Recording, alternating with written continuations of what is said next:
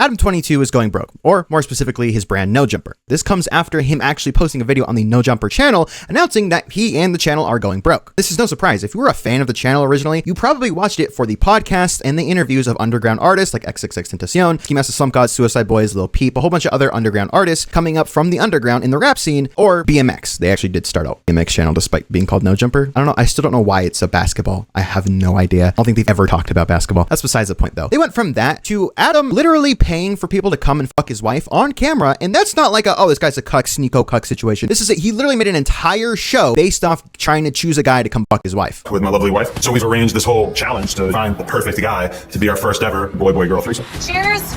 Lena, I came ready to You want to do a dance-off? Oh yeah, I would love to see a dance-off. Yeah. Adams also made comments saying that he wouldn't mind if his daughter did OnlyFans. Found herself at, 21, and it was like, oh, you could have this like normal job and make, 40 grand a year, or you could, post photos of your boobs on OnlyFans and make 40 grand a month. I mean, I would have to be a pretty big dickhead to be like, no, you cannot do that. Like, yes, I really like. That's insane, dude. And also decided to troll everyone by pretending that he was going to do a gay corn scene with Jack Doherty's brother. And then I took a picture of his wiener in my mouth. I got his whole wiener in my mouth, see?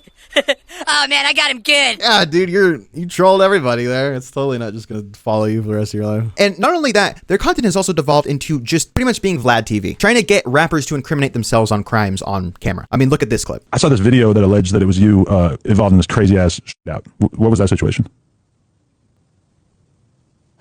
Maybe it might not have been you. I'm not 100% sure. Yeah, I don't think it was me. Okay, but that wasn't related to any of the cases that you caught. Well played. Okay. So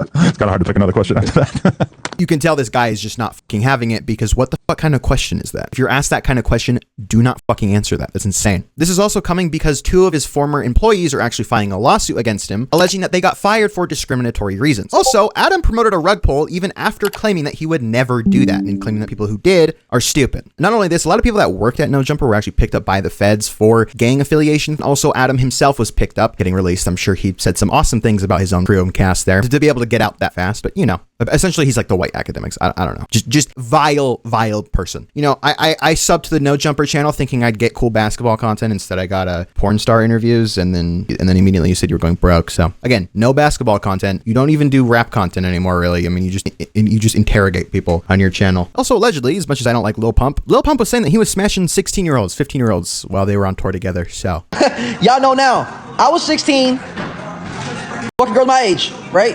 Adam was girls that was the same age as me when I was 16. Like, what's wrong with you, bro?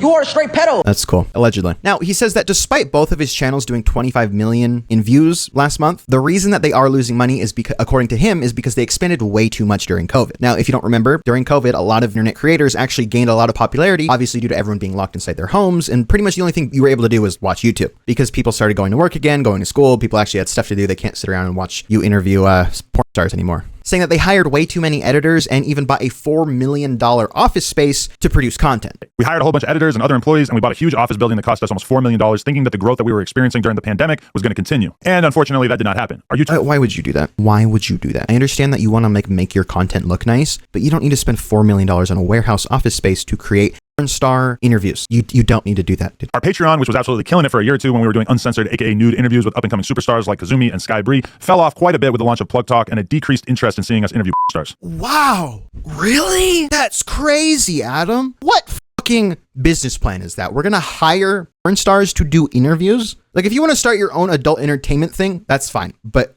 porn star interviews? So I know that we started doing underground music interviews and everything, giving people actually what they want and, diving deeper into the music community. Well, we're going to take a step back from that, and no more BMX either. No more kendamas, none of that, okay? What we're going to be doing is we're going to be interviewing porn stars. They're going to talk for an hour about getting fucked on cam all day. And then a month later, you're going, oh yeah, guys, so we had to fire half of our crew and sell our warehouse because our business is failing.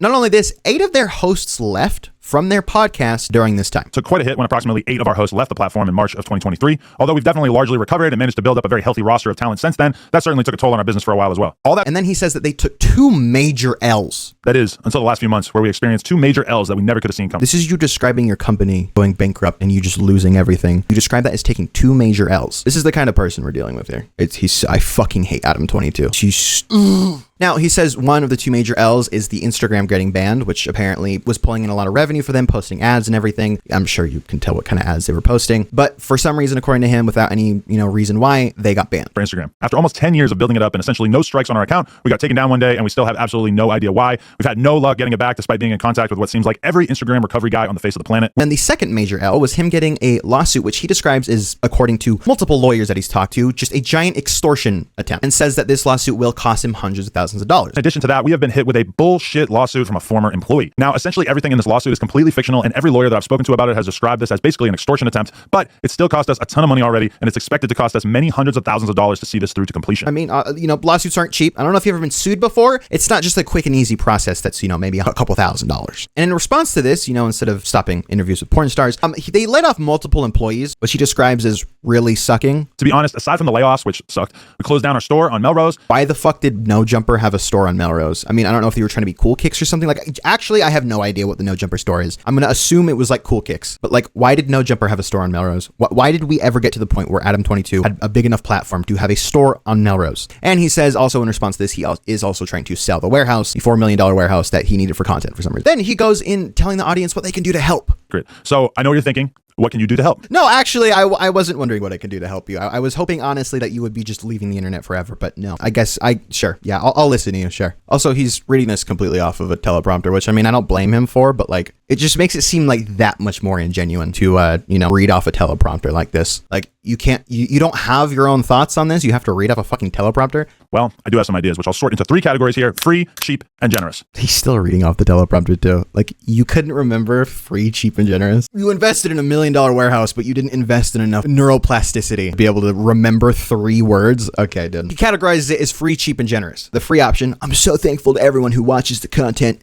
Please follow the IG. Make sure to like and comment, bros. Free. Obviously, I'm infinitely thankful to anyone who watches our content at all, follows us on the @NoJumperLA Instagram, and in particular, those of you who drop likes and comments on our videos and Instagram posts. In the long run, that stuff is super helpful. Then we go to the cheap section, which is you become a member on YouTube for $5 a month. Cheap. We are really trying to get serious about embracing our members here on YouTube. We're trying to get serious about embracing our members on YouTube by not looking directly into the camera, but Also, he sounds like he's off like 3 hours of sleep here. Like, can you not give enough energy if you're begging people to help out your channel and your brand? The fuck is your problem? For $5 a month, we've got a ton of awesome benefits, including being able to watch all of our interviews free of censorship and bleeped words before they're released to the public. Members only chat for all of our live stream content, and we're just going to be prioritizing a lot of our most requested content and trying to do that live for members only. So for any of you who are down to spend $5 a month to help support the business, we're just going to... If I find out any of you are paying for this, I'm coming to your house and I'm going to touch you. Insane. And it gets worse.